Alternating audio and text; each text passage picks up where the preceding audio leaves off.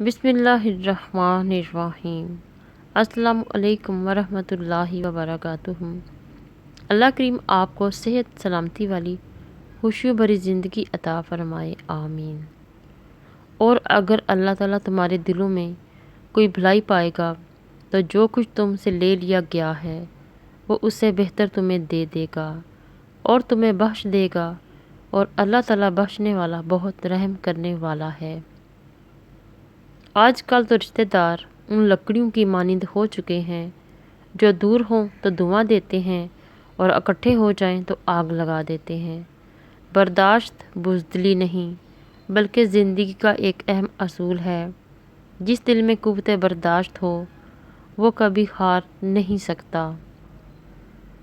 انسان کی فطرت بھی عجیب ہے، وہ تنقید جیسی سچائی پر ناراض ہوتا ہے اور خوش آمد جیسے دھوکے پر خوش ہوتا ہے۔ قدر اور وقت بھی کمال کے ہوتے ہیں۔ جس کی قدر کرو وہ وقت نہیں دیتا اور جس کو وقت دو وہ قدر نہیں کرتا۔ زندگی روز کچھ نہ کچھ سکھاتی ہے، لیکن بنیادی چیز یہ ہے کہ انسانوں سے تقویٰ کم سے کم رکھیں اور اوپر جو ذات ہے اسی پر توکل رکھیں۔ لوگ نصیحت سے نہیں ٹھوکر سے سبق لیتے ہیں، کیونکہ نصیحت اکثر ایک کان سے داخل ہو کر دوسرے کان سے باہر نکل جاتی ہے، مگر ٹھوکر سیدھی دل پر لگتی ہے۔ اے میرے رب مجھے تنہا نہ چھوڑ، تیرے سوا میرا اور کوئی سہارا نہیں۔ مجھے دکھوں اور پریشانیوں سے نجات دے اور میرے معاملات آسان فرما دے، آمین۔ کچھ رشتے اللہ تعالیٰ خود ختم کر دیتا ہے تاکہ ہماری زندگی خراب نہ ہو۔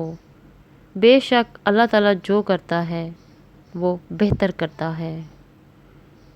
آپ کا بڑا سرمایہ وہ لوگ ہیں جو آپ کی غیر موجودگی میں اپنے رب سے دعاؤں میں آپ کے لیے خیر مانگتے ہیں۔